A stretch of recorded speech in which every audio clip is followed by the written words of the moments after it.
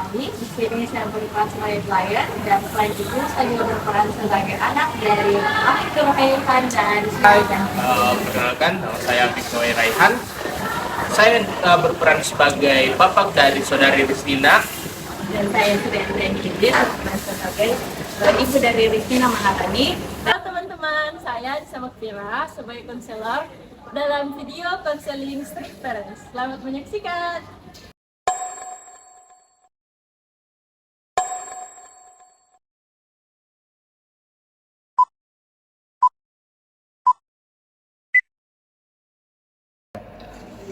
Bang, Pak, ini hasil ujianku. Hasil ujianku berapa? 98 gini. Segitu jam 6. Selama ini belajar ke atau tidak Nina? Belajar, Pak, Tapi 98 nih. sampai situ. Harus bisa. Tapi kan itu sebenarnya ini kita minta izin untuk cara orang kawan jumlah. Aku sebenarnya penilaimu minta izin mau keluar. Dah. Yang ini, beri mau belajar dulu. Kasih perbaiki nilai ini. Kenapa 98? Harusnya 100 ini. Tapi segini yang paling ini juga, Pak. Pas ada 100 ini 98. Atasnya itu juga. Daripada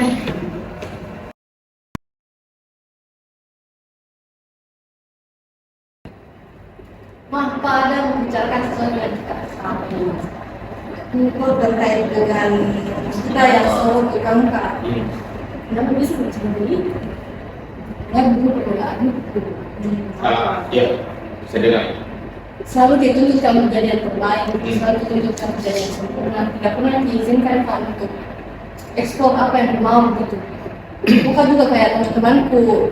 Apalagi kita selalu sosialisasi, apalagi kalau izin kamu mau keluar sama teman-temanku, selalu dituntut untuk belajar. Sampai Turki itu belajar, disuruh fokus sekolahmu. Mojak saya balanskan kan sekolahku dengan dunia pertemananku, tapi kita selalu tentang pendidikan. Sebenarnya bapak tidak kekang gimana gini nak?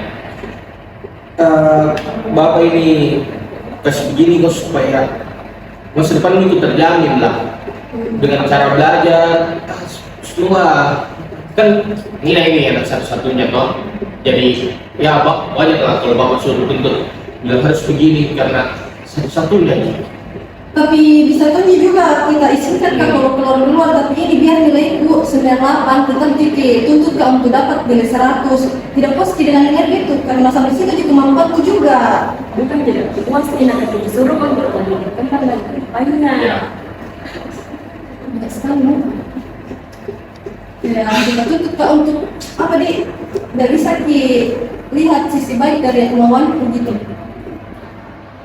Bukan begitu Dina. Tidak bisa membandingkan dirimu sama orang lain. Kalau itu disuruh fokus belajar supaya lebih bagus nilainya tidak banyak. Kalau itu ini masih bukan membandingkan diriku nah, tapi memang teman-temanku lebih luas dari segi pertemanan dan pendidikan yang tidak dituntut di ini itu. Sedangkan kita berdua Jadi mau kau bagaimana nih? mau bebas Pak. Mau bebas? Sini semua fasilitasnya balik yang bapak kasih kok. Kalau mau bebas memang. Banyak nih kita sudah kita tuntut, kita ambil lagi hak-hakku. Mau bebas toh? Dan tidak begitu caranya Pak. Kalau nggak mau bebas, di rumah balik belajar. Terserah kita deh.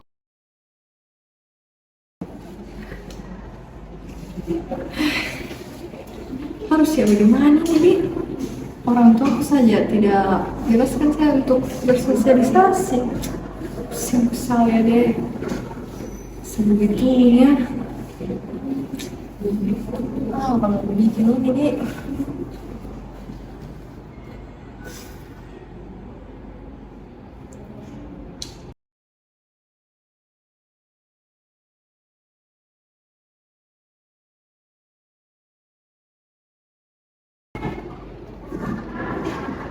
Boleh sih.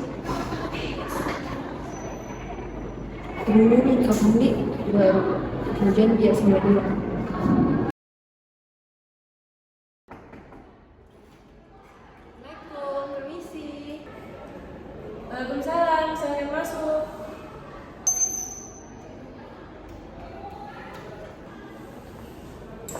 Mbak Nina ya, iya. Salam kenal ya, saya Lisa. Oke, sesuai dengan percayaan kita dari malam di chat, di WhatsApp. Terima kasih sudah hadir dan menghubungi saya untuk menjalankan sesi konselor ini. Tadi kesininya bareng siapa? Tadi saya kesini sendiri Mbak, naik kendaraan sendiri. Tapi enggak kan yang hujan. Enggak, tadi cuma mendung, cuma ada gerimis, tapi sudah berhenti. Oke, saya akan menjelaskan terkait sesi konseling ini. Nah, konseling ini bersifat rahasia. Tidak bisa jadi jika tidak bakal tersebar ini masalahnya begini. Konseling ini berlangsung selama sekitar 30 sampai 40 menit dengan beberapa pertanyaan yang saya akan lontarkan nanti kepada. Apa ada yang kurang jelas? Saya rasa cukup jelas apa yang Mbak Nisa katakan ke saya. Jadi kita masuk ke pertanyaannya. Pertanyaan pertama itu tentu saja terkait masalah Mbak Nina yang dari awal sudah bilang ke saya apa saja tekanan yang kerap dilakukan orang tua Mbak Nina terhadap terkait pendidikan.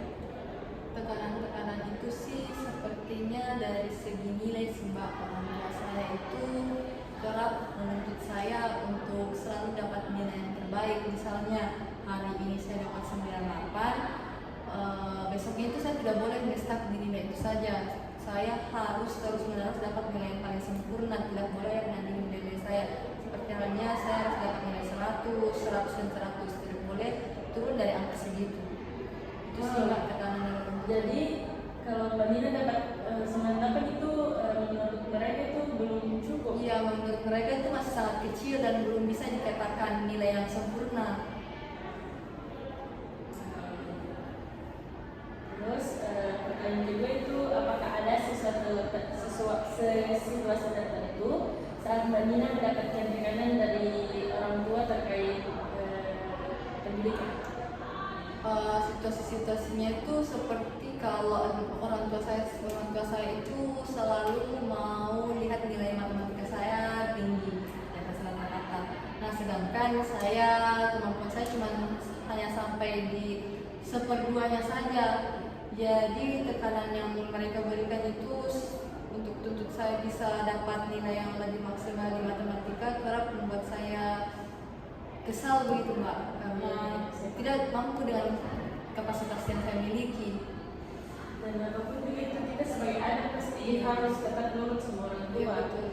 Tapi terkadang orang tua tidak mengerti bagaimana batas kemampuannya kita.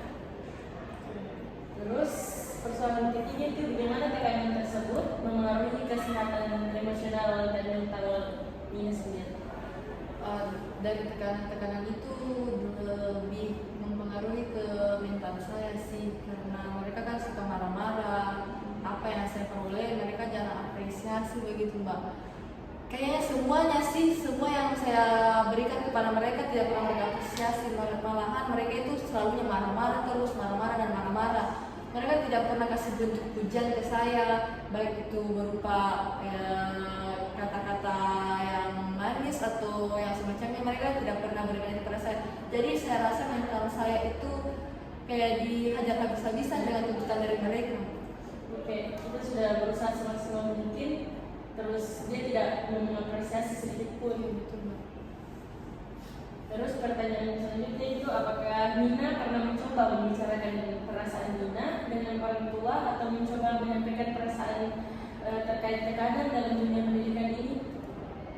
Kalau soal penyampaian perasaan saya itu saya pernah suatu hari orang tua saya lagi bercengkrama, saya datang dan saya ungkapkan apa yang terpendam dalam hati saya, karena saya sudah capek juga dengan situasi yang saya hadapi, apalagi dengan sikap-sikap mereka kepada saya. Di situ saya luapkan emosi saya bilang saya mau bebas, saya mau seperti teman-teman saya yang lain yang tidak dikekang dari segi pendidikannya dan bisa bersosialisasi dengan teman-teman. Tapi balik lagi Mbak, orang tua saya itu selalu menuntut apa yang mereka mau. Pokoknya apa yang mereka bilang itu juga yang harus dilaksanakan, tidak boleh melenceng dari hal itu. Jadi itu sih Mbak, kayaknya dari segi yang saya utarakan ke orang tua saya tidak mereka indahkan, mereka hanya anggap itu hanya permintaan kecil saya. Berat juga ya jadi Nina sendiri. Oke, selanjutnya apakah ada harapan atau standar tertentu dari orang tua yang mungkin sulit Nina penuhi, dan bagaimana hal tersebut mengaruhi kepercayaan diri Nina sendiri? Standar yang orang tua saya berikan dari dulu itu mereka ingin saya jadi dokter. Dan di awal masuk perkuliahan sampai sekarang saya selalu dituntut jadi dokter. Jadi jurusan saya ambil ini mereka itu sebenarnya tidak terus seret, tapi mau bagaimana lagi, itu ya jurusan itu cuma yang jadi kemampuan saya, kapasitas saya gitu. Mereka selalu menuntut hal-hal yang kurang masuk di akal saya Mbak. Kayak nilai-nilai saya untuk masuk ke kedokteran tidak mencukupi, mereka selalu paksa dan terus mendorong saya untuk bisa raih kedokteran. Dan itu buat saya cukup sulit.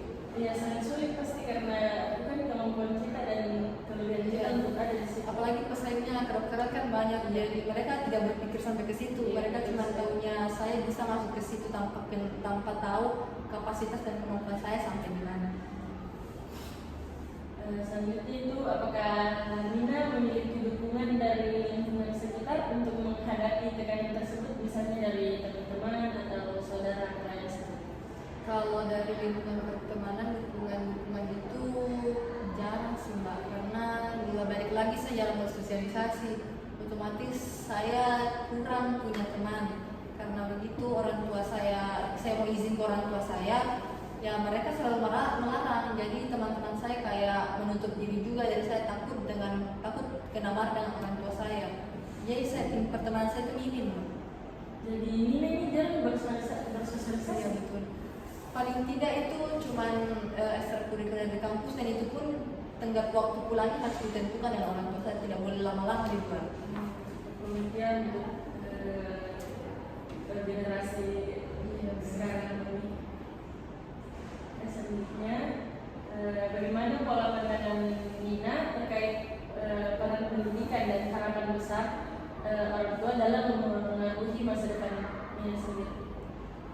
Kalau menurut saya sih pola pendidikan itu memang juga penting, tapi kalau saya sendiri bisa sih mereka balancekan antara pendidikan saya dan sosialisasi saya di luar. Karena buat apa nilai yang tinggi tapi kita tidak pintar bersosialisasi? Saya mau orang tua saya seperti itu, pandangan mereka kepada dua hal itu bisa dibalancekan. Tapi ya mereka sepertinya terus tuntut saya untuk berkembang di dunia pendidikan. Mereka pernah bilang bahwa sosialisasi itu buang-buang waktu.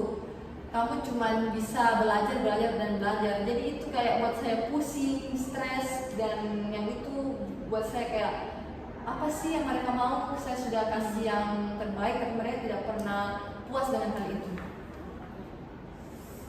Sangat sulit ya, kalau kita juga belajar terus tanpa ada hiburan. Apalagi generasi sekarang kan cukup banyak yang mereka bisa explore, dan kalau mereka yang master bisnis saja kurang baik sih menurut saya. Selanjutnya itu, apakah dari tekanan dalam hal pendidikan tersebut Nina merasa sulit untuk bersosialisasi atau mengekspresikan keinginan dan pandangan Nina sendiri? Kalau itu saya memang sulit bersosialisasi karena dari kecil saya memang dilarang untuk kayak untuk ketemu dengan teman saja, apalagi mereka yang tidak terlalu pintar, orang tua saya menjauhkan saya. Jadi seperti halnya saya dilarang betul-betul untuk berteman. Saya harus fokus dengan dunia pendidikan saya. Karena balik lagi orang tua saya juga sangat strict tentang hal itu. Semisalnya juga setiap kali ada kerja kelompok, dia bilang kamu bisa kerja sendiri tanpa teman-temanmu. Jadi Nina ini gak punya sahabat kayak teman kita. Mereka juga takut tuh untuk ketemu dengan orang tua karena pernah ada satu kejadian mereka juga sempat dimarahin. Oke, pertanyaan selanjutnya, apakah Nina pernah mendapat kekerasan atau dituntut untuk terus belajar? Jika ada, bentuk kekerasan seperti apa itu? Kalau kekerasan itu dari segi kata-kata sih, dari segi kata-kata tidak sampai memukul karena bagaimanapun juga mereka orang tua saya. Tapi pernah ayah saya mau hampir memukul pakai tangan, mungkin kekerasan fisik. Cuman mungkin ada rasa iba, jadi dia berusaha tak kontrol emosinya, dan saat itu juga saya langsung bertengkar hebat dengan beliau. Terus pertanyaan selanjutnya itu, apakah orang tua Nina pernah memberikan kebebasan pada Nina untuk melakukan suatu hal tanpa arahan? Tidak, Mbak. Tidak pernah. Mereka itu tidak pernah memberikan saya kebebasan. Semua apa yang saya akan lakukan, seperti halnya dari keluar rumah, mau kemana, dengan siapa, itu saya harus konfirmasi 24 jam kepada mereka. Kalau saya lakukan itu tanpa ada arahan dari mereka atau tanpa persetujuan dari mereka, pulang-pulang dari rumah itu saya dimarahi. Jadi ini anak tunggal? Iya, saya anak tunggal. Mungkin itu jadi satu alasan mereka sih. Tapi kalau dipikir-pikir itu tidak terlalu logis menurut saya. Oke, selanjutnya ini pertanyaan terakhir. Apakah Nina mempunyai rencana tersendiri untuk dapat mengatasi atau mengelola tekanan yang diberikan agar dapat membangun hubungan yang lebih baik dan lebih dekat sama orang tua? Rencana saya ke depannya itu, kalau dari diri saya sendiri, saya mau bagi-bagi waktu. Pasti pendidikan juga lebih utama, tapi sosialisasi saya dengan teman-teman saya juga penting, karena gara-gara itu saya jarang punya teman dan selalu sosialisasi. Tapi balik lagi ke orang tua saya, kalau mereka tidak mendengarkan apa yang saya berikan, saran yang saya berikan kepada mereka itu sangat sulit untuk dilaksanakan begitu ke depannya, Mbak. Jadi semua ini saya rasa balik lagi ke orang tua saya. Mereka menyetujui atau tidak, karena orang tua saya itu cukup keras. Kalau dia bilang A, ya kita harus kerjakan yang A juga, tidak boleh melenceng dari kemauan mereka. Jadi sangat susah ya untuk bikin mereka mengerti. Oke, itulah tadi beberapa pertanyaan dari saya. Selanjutnya saya ingin Nina menyimpulkan semua hasil konseling hari ini. Jadi dari sisi konseling kita itu yang tadi saya tangkap, bahwa saya bisa sih untuk bisa bersosialisasi dengan lingkungan sekitar. Cuman balik lagi ke orang tua saya, apakah mereka bisa menurunkan sedikit egonya dan tidak memaksakan kehendaknya dengan saya, karena kemampuan saya juga itu harus dilihat, dan hubungan baik saya juga dengan orang tua saya juga harus dijaga. Tapi kalau mereka selalu mengekang dan tidak berpikir dua arah, pasti salah satunya ada miskom begitu kan, dan itu yang bakal buat saya agak pasti akan berkelahi dengan orang tua, dan itu mungkin saya rasa kurang baik. Jadi untuk plan saya ke depan ini, saya mau bicara lagi dengan orang tua saya tentang apa sih yang saya mau, dan saya coba untuk mendidik mereka untuk keluar dari rasa strict mereka terkait dengan pendidikan saya sebetulnya. Dan apalagi kan Nina sendiri yang sudah dewasa, jadi mungkin Nina bisa meyakinkan orang tuanya untuk bisa mengerti sama Nina sendiri. Karena saya juga sudah bisa ambil pilihan sendiri tanpa perlu diatur-atur dengan mereka. Oke, saya rasa cukup sampai di sini. Terima kasih kepada Mbak Nina. Semoga masalah